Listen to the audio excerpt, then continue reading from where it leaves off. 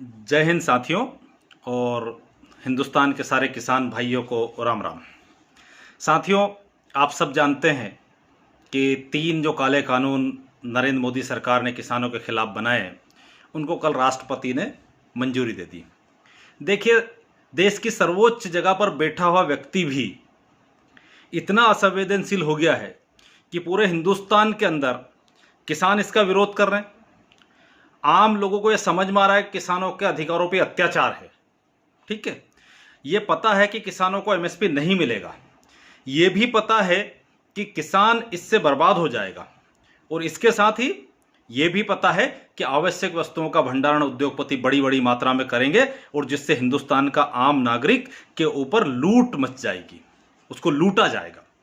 Contract farming में तो किसान को मजदूर बना दिया जाएगा। इसके बावजूद भी इस बिल पे राष्ट्रपति ने सिग्नेचर कर दिए। ये करने का साहस और हिम्मत वो लोग क्यों दिखा पाए? वो इसलिए दिखा पाए कि हम लोग, हिंदुस्तान का किसान बड़ा ही सहनशील है, बड़ा ही दयनीय है, बहुत जल्दी से बातों को भूल जाता है, जिससे पूरी फसल बर्बाद हो जाती है और उसके बाद फिर वो अगली फसल की तैयारी में लग जाता है। इसलिए इनको यह लगता है कि किसान भूल जाएगा, पर इस बार किसान भूलने वाला नहीं है। इस बार किसान केंद्र की सरकार के खिलाफ आर पार की लड़ाई लड़ेगा, और किसान के साथ इस देश में कांग्रेस के नेता राहुल गांधी जी के नेतृत्व में पूरी कांग्रेस पार्टी हिंदुस्तान के सड़कों पर, खेत में, खलिहान पर, बाजार पर, चौक पर, चौराहे पर हिंदुस्तान के किसानों के लिए हम संघर्ष करेंगे।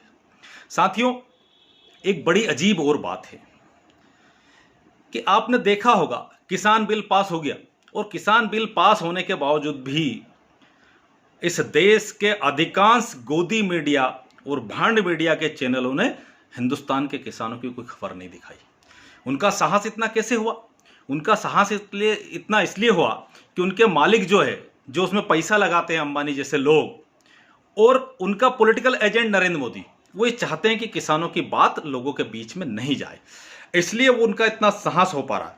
पर मेरा दूसरा कहना है कि ये जो भांड मीडिया के चैनल है, ये जो अपने आप को बड़े पत्रकार समझते हैं, इन टीवी चैनल्स को टीआरपी कौन देता है? इन टीवी चैनल्स को टीआरपी मिलती है हिंदुस्तान के आम लोगों को उन चैनलों को देखने से। तो मेरा हिंदुस्तान के सभी किसान भाइयों से, सभी व्यापारी भाइयों से एक निवेदन है कि जो लोग किसान के अधिकार की बात नहीं दिखा पाए, जो लोग व्यापारियों में आज मंडियां बंद है उनके अधिकार की बात नहीं दिखा पाए, जो लोग गरीब मजदूर की बात नहीं दिखा पाए, जो लोग हिंदुस्तान के बेरोजगार युवाओं के पक्ष में आवाज नहीं उठा पाए, उन सारे चैनलों का बहिष्कार करिए, ताकि उनको पता चल जाए कि उनकी जमीन और उनका टीआरपी का क्या हालत होने वाला है। साथियों, कितनी बड़ी शर्म की बात है कि जिसको चौथा स्तंभ कहा जाता था लोकतंत्र का, वो सत्ता का गुलाम बन के बैठा हुआ है, और ऐसा गुलाम कि उसके लिए किसी की भी हत्या कर देगा। और उस हत्या और इन चीजों से ध्यान हटाने के लिए 24 घंटे सुशांत मर्डर, रिया को गिरफ्तार किया, रिया करवटें बदल रही है, इसके बाद दीपिका पादुकोण। तो ये कर क्या रहे? हमारी सीमा पे स्थिति खराब है, चीन हमारे अंदर लगातार दबाव बना रहा है, लगातार घुस रहा है, इसके बावजूद उस पर कोई जवाब नहीं दे रहे, उस पर कोई बात नहीं कर रहा, उस पर मीडिया चैनल्स की खबरें गायब है। तो साथियों, हम सब लोग, आज हम सबको ये बहुत कठिन समय है, और इस कठिन समय में हिंदुस्तान के किसानों के साथ, हिंदुस्तान के गरीब व्यक्ति के साथ, हिंदुस्तान के प्रत्येक नागरिक को खड़ा होने का समय है। और सुनिए मोदी जी, हिंदुस्तान का किसान और हिंदुस्तान के किसान के साथ पूरी कांग्रेस पार्टी देश में आदरणीय राहुल गांधी जी के नेतृत्व में आपके इन तीनों काले कानून के खिलाफ संघर्ष करेगी, और आपको मजबूर कर देगी। एक दिन आपको ये कानून वापस लेना पड़ेंगे। देखिए मोदी जी, अगर आपकी नीयत साफ है तो आप न्यूनतम समर्थन मूल्य जो है वो क्यों नहीं जोड़ रहे हैं उसके अंदर? आप ये क्यों नहीं जोड़ रहे हैं कि मंडियां बंद नहीं होगी? आप ये भंडारण का कानून किसको लाभ देना चाहते हैं?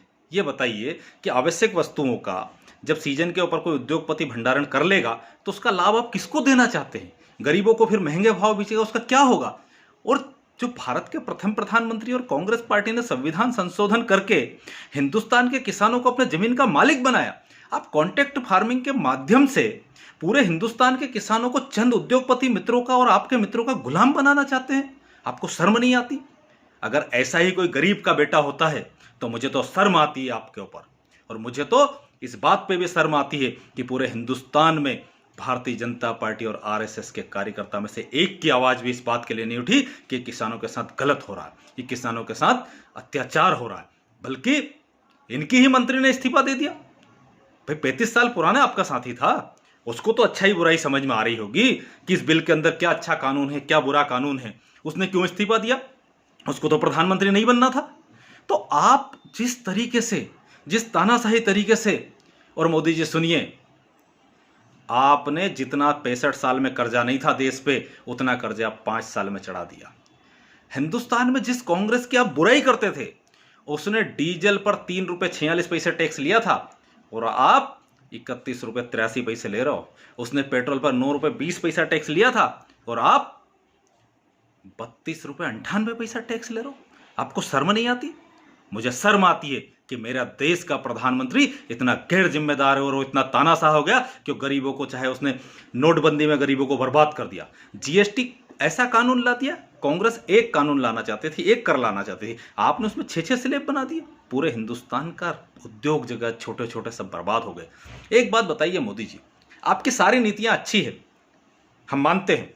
ईमानदारी से जवाब देना भाजपा और आरएसएस के लोगों कि अगर नरेंद्र मोदी जी की सारी स्थितियां अच्छी है, अगर ये अनलॉकडाउन भी अच्छा है, तो आप समझिए इस लॉकडाउन और कोरोना महामारी और नोटबंदी और जीएसटी की नीतियां अगर अच्छी है, तो आमदनी सिर्फ अडानी और अंबानी और चंद जो प्रधानमंत्री के प्यारे उद्योग जगत है उनकी क्यों बढ़ रही है? आम आदमी की आमदनी क्यों बढ़ रही है? छोटे छोटे उद्योग क्यों बंद हो रहे हैं? हमारे देश का जीडीपी क्यों गिर रहा है?